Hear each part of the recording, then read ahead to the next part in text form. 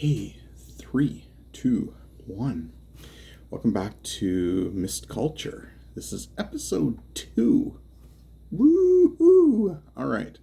So, last episode I talked about Friends. Good old Friends. Dun dun dun dun dun dun dun dun dun. Yeah, we all know the Friends theme now. I'm going to keep watching Friends, and we'll see how that works out. For the time being, today I'm going to be talking about Breaking Bad. And some of you are going to say, why did you miss out on Breaking Bad? Here's the story. All right. So I think Breaking Bad came out on HBO or some other streaming service at the time, and I didn't have it. To be honest, I really wasn't into it, and I didn't want to pay money just to watch something. And yes, I could have pirated it, but I wasn't going to do that. So I didn't watch Breaking Bad, except for one episode. And a friend of mine over in Carlton Place had said, hey, you would love this show, and you're going to in particular watch an episode called The Fly. So I did watch that, and I thought it was quite amusing. I will get around to watching that episode again. I think it's like season 4 or something. So while I was at the cottage, I watched season 1. Now, the other reason I didn't really get into it was I think it was just because the first DVD box that came out for it had a picture of a middle-aged man in tidy whities out in a desert next to a Winnebago or an RV. And frankly, that just didn't appeal to me. So I didn't watch it. So at the cottage, recommended to me, I decided to dive in and start watching season 1. I'll tell you, the first episode was not bad. It was pretty good. I got to know the main cast of characters. I could see how things were going to shape up. It seemed like, standard type of writing practice where you take somebody who's got a reasonably okay life and then you really mess with it and you do terrible things to them as a writer. And when you do that, you wind up with this incredible combination of things where you're sitting there going, what's going to happen next? It's this anticipation, the tease of the story. And then, they bring you up to the precipice, right? The cliff's edge. It's a cliffhanger. And then you have to watch next week to find out what happens. So I like the character of Walter White. I can appreciate what he's going through. Not directly, but I can see how, you get desperate. You might want to start doing things. And especially if you have a certain expertise. Jesse Pinkman, I freaking love this character. He reminds me of every burnout kind of weirdo that we had in high school. And they wind up, strangely enough, with an incredible talent. They're bright. They're smart. They've got street smarts, obviously, but they always mess up.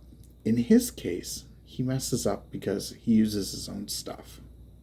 All right. Skylar, that's Walt's wife. She's pregnant, and clearly bills are starting to rack up. And there has to be an additional source of income because they're not going to be able to afford a baby. And it's a later in life baby. So that's kind of interesting because they also have Walt Jr. And Walt Jr., he has cerebral palsy. He seems very functional, as he should be. It's nothing wrong with his head. He's got a lot of tough challenges in life. So, he seems pretty bright and very inquisitive. So it's going to be interesting to see how he sort of turns out. Of course, we know the complication steps in with Hank, the brother-in-law, who's married to Marie, who is the sister of Skylar. And Hank is the kind of American that I always think of. We're going to go in, guns a-blazing. Oh, I'm going to shoot this guy. Ha, ha, ha, ha, ha. Jail's too good for him. We'll save money if I just shoot him in the head. Yeah, I don't really like that kind of attitude, but he does come across as Mr., All-American. I'm really curious if there's like a bizarre dark side to him that we just don't know about.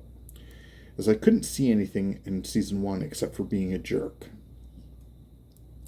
And his wife Marie, she seems nice, but she's got problems, right?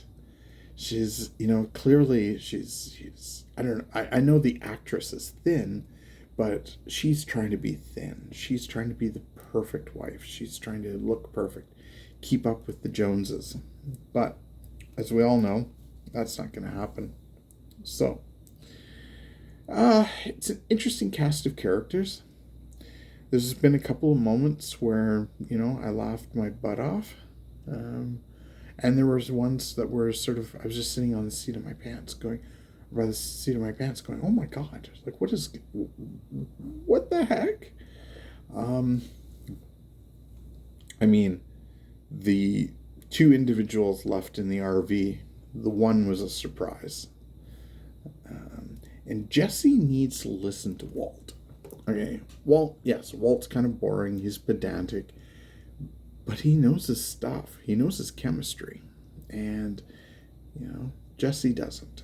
And Jesse, I expect Jesse will learn, and I think he'll pick up on things as things go on. Because I don't think he's that stupid. Again, his problem is that he uses the stuff that he sells. And that's always bad, because that'll lead you to bad, stupid practices. So, if any of you are out there intending to sell drugs, don't use them. And if you've got like gang members, they can't use them either. Okay, I'm not advertising. I'm not advising people to go out and sell drugs, but if you were to do it smartly. Do it the way Walt would do it. Use proper chemistry. Make sure everything's clean. Make sure you get the right equipment. And don't pour the hydrofluoric acid into the bathtub. Okay? Yeah, that's not fun stuff. So I'm going to continue watching further into season 2. I did start season 2 a little while ago, and we'll have to see.